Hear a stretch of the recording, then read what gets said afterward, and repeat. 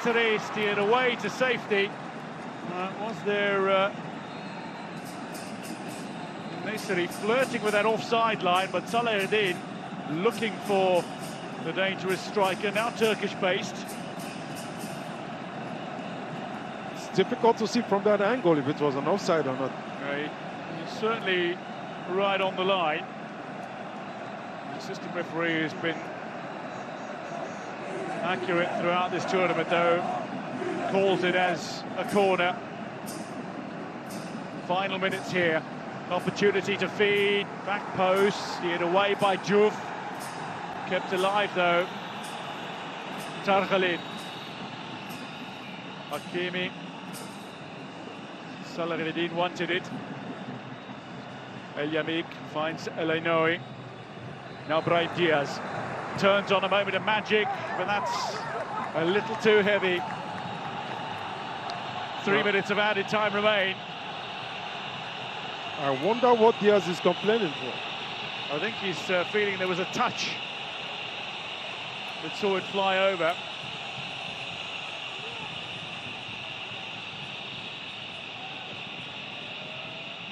Well, this is the earlier attempt. Well struck, really. Ooh, he was calling for the penalty appeal. Penalty. I think he was calling for that. That's going to be looked at, I'm sure. Brahim Diaz, meanwhile, is making noise. The referee is not allowed play to get back underway, so I think it is being checked. Okay, that's what Diaz was angry about, because I didn't see anything. I think you're right. I was trying to figure out what he was upset about.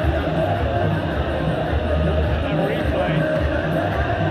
This could be a turning point in this game, Dwayne. Very much so. Now look at the incident again. Arm around the neck, and the referee will go have a look. We are going to see a penalty check. We are 90 seconds away from full time. Brahim Diaz has been tugged off the ball, but does the referee believe that this was a foul? I am finding it very difficult to argue against that being considered anything but. Me neither, because it looks like there's a turn over the shoulder.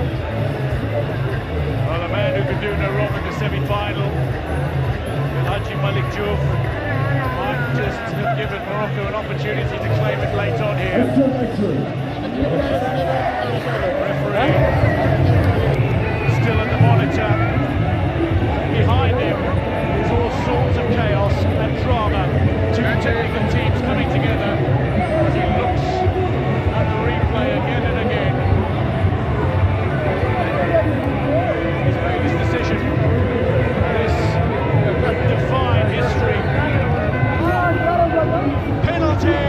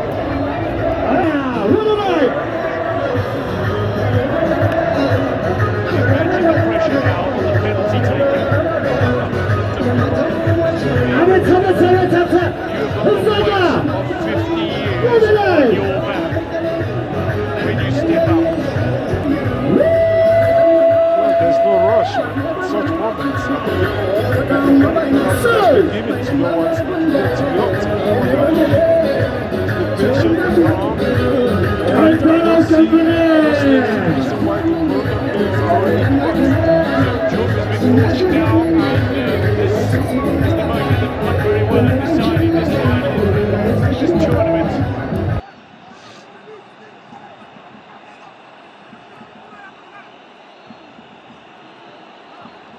There are multiple discussions between players who know one another rather well. There are scuffles in the crowd, and security is needing to deal with an issue on the opposite end of the park. In the meantime, Bunu has had to come out of his goal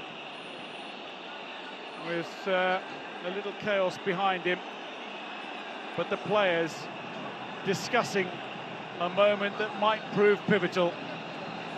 This is actually not good for the penalty taker, and this is also not good for the image of this competition so far, because it's been a... So play will get back underway.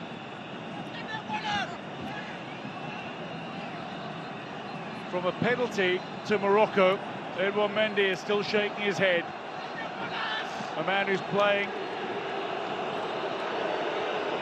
as part of a Senegal squad in the final again, having won it in 2021. He wasn't part of the team in 2019 in the final because he broke his finger earlier in the tournament, Edouard Mendy. Pop Chow, meanwhile, is appealing for a little calm. He and Regagi come together. There are some heated discussions, shall we say. But these are two coaches who have led their respective teams to remarkable success.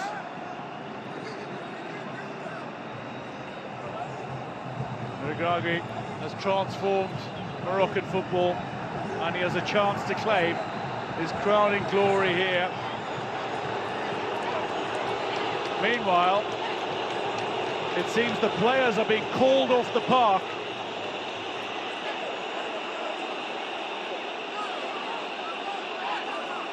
I think they should be very careful here, because in such situations you could get sanctions that you might live to regret. These are moments where one has to be calm, and as players or as managers, you should not provoke or create or make the situation even worse. There is an incident in the periphery. It is seemingly seen as a security concern, and the players are being asked to leave the pitch.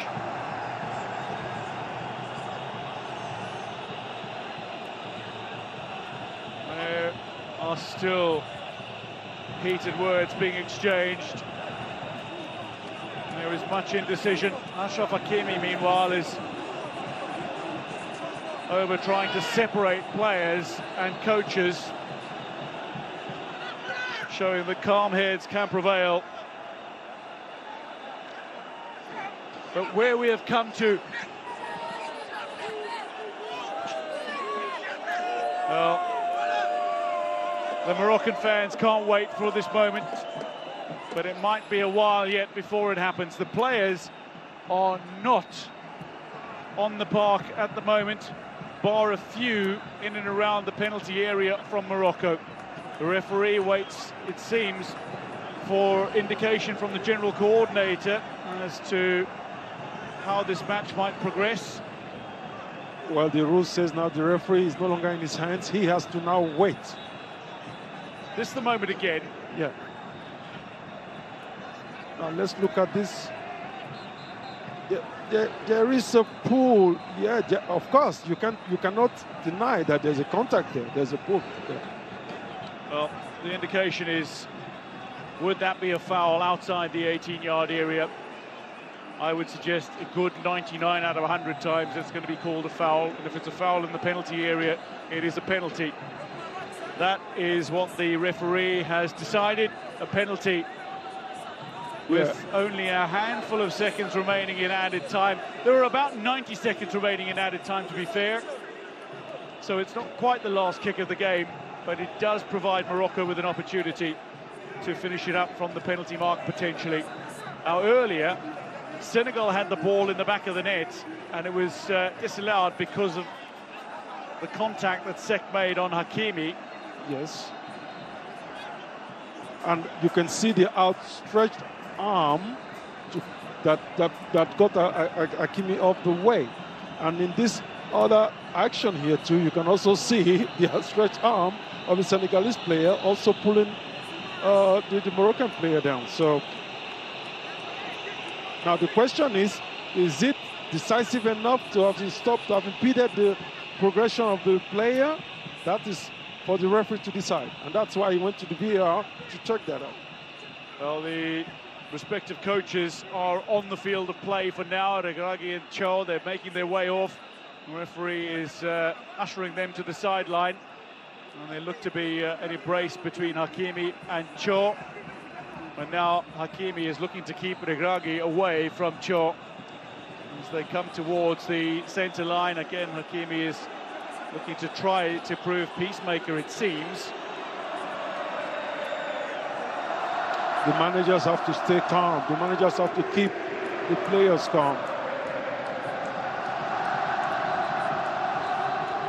Well, from a Senegal perspective, the players might feel aggrieved in the sense that they had the ball in the back of the net, it was disallowed, and then they had the clearance.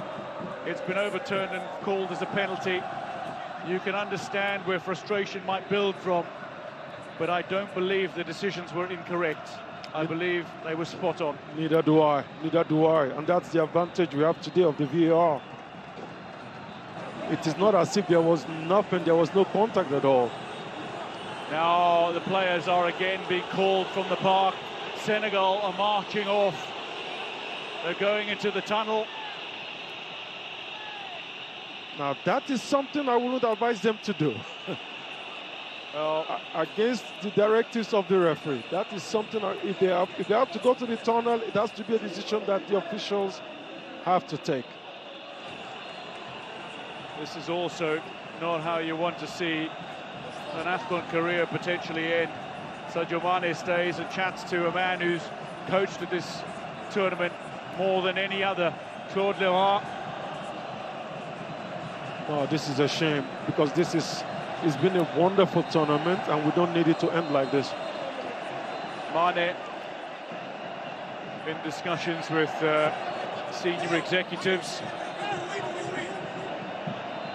The remainder of his teammates, bar a few, are in the change room already. The Moroccan players are out on the pitch. Sadio Mane, there are appeals for Sadio Mane to keep Senegal on the park, I suspect. He's calling his players back. He's calling his teammates back. Well, I will strongly advise caution here, because this is not going to help because of the Senegalese, and furthermore, the penalty has not been scored yet. So you don't know what could happen now. Edouard Mendy is a great penalty shot stopper. He's a phenomenal goalkeeper. That's Sadio Mane, the man who's got 20 goal contributions across 29 starts at an Africa Cup of Nations, 11 goals, 9 assists, and a man who has started more Africa Cup of Nations games than any other. Pape Thiaw is telling his players to get back onto the park. Oh, Sadio Mane started. Sadio Mane asked the players to come back onto the pitch. And that's leadership. That's leadership, and not... Sometimes you don't necessarily have to wear the captain's band to be a leader, and that's what he's shown here. Credit, though, to Gana Gueye, to Ismail Assar, and to Abdoulaye Seck. They've remained on this park. They have not left. Well, this is why Sadio Mane is loved worldwide, because of intelligence and the ability to stay calm. He's a man who's been through a lot of challenges in his playing career. Well, he's a man that just continues to remind us of all the incredible things that you can do when you have success. Al-Hadj Diouf, a word to Sadio Mane. Al-Hadj Diouf, the first Senegalese player to win African Footballer of the Year. Yeah. Sadio Mane has since won it twice. But this is a man who continues to prove as well, and I think he's going to go and fetch his teammates from the change room. Yeah, that is... He continues to inspire, and he continues to remind us that value doesn't lie in titles, it doesn't lie in money, it doesn't lie in applause, it lies in the courage to rise from the humblest beginnings and carry as many people along with you on your way up. I think Sadio Mane is a hero. He's an example that people should can imitate. Now, when you see a player like this go, like the teammates are coming back onto the pitch now. If the referee blows a penalty, the rule says you have to respect the decisions of the referee. Furthermore, the penalty has not been scored yet. You can understand the frustration, but it is certainly not something you want to see. When we expected drama in a final, we did not expect this kind of drama. This is a chance for Africa to shine and maybe a little gloss off the evening. Sure, we'll watch on. They should stay calm now. It looks like Edouard Mendy has been cautioned here for his little cynical bump on Anas Salahedin. So a yellow card for Edouard Mendy. Well, and a yellow card for Salahedin as well. Now, I don't want to make a tongue-in-cheek comment here about potential extra time, but we've nearly seen 120 minutes go by. We're just into the 112th minute now. Well, what the referee will just go back to, that's why you have the fourth referee there. They'll go back to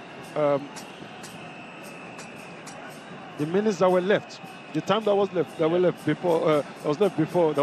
before the game was stopped. And based on that, that's what he's going to do now. Now, En-Nesyri and Brahim Diaz are having a conversation. En-Nesyri, with a chance to become the only Moroccan player to score in 5 Africa Cup of Nations tournaments, has handed the ball to the tournament's leading scorer, Brahim Diaz, who lines up. Brahim Diaz, who scored in 5 successive matches to start. Against Comoros, against Mali, against Zambia, against Tanzania, and against Cameroon in succession. Brahim Diaz,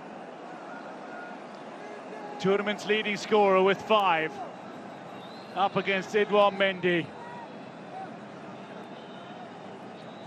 the focused man from Real Madrid, up against Al Ahly goalkeeper Edouard Mendy, a Champions League winner in Europe and in Asia, and a winner of AFCON in 2021 edition.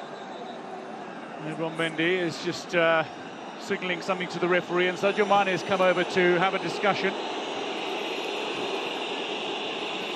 There seems to be something going on. Brahim Diaz remains focused as ever.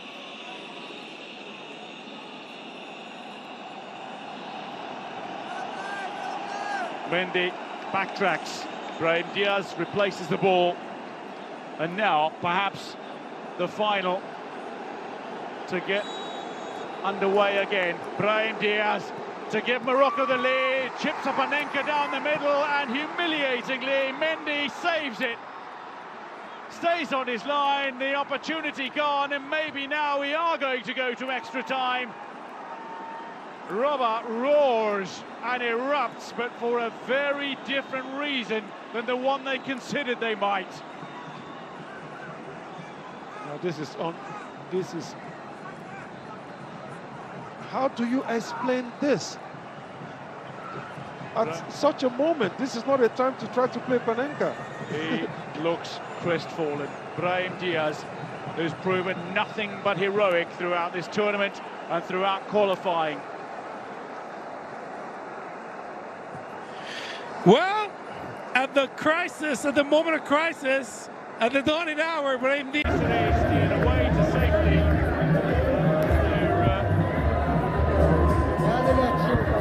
Flirting with an offside line, but Salahedin looking for the dangerous striker, now Turkish-based. It's difficult to see from that angle. It was an offside. Certainly right on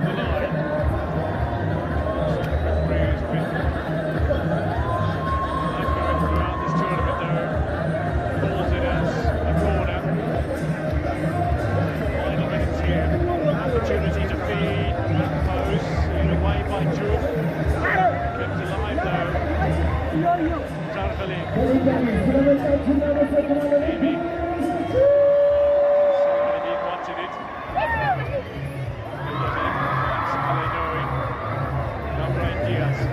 Turns on a moment of magic, and that's a little too heavy. 3 minutes of added time remain. Wonder what Diaz is complaining. It's feeling there was a touch. Saw it fly over.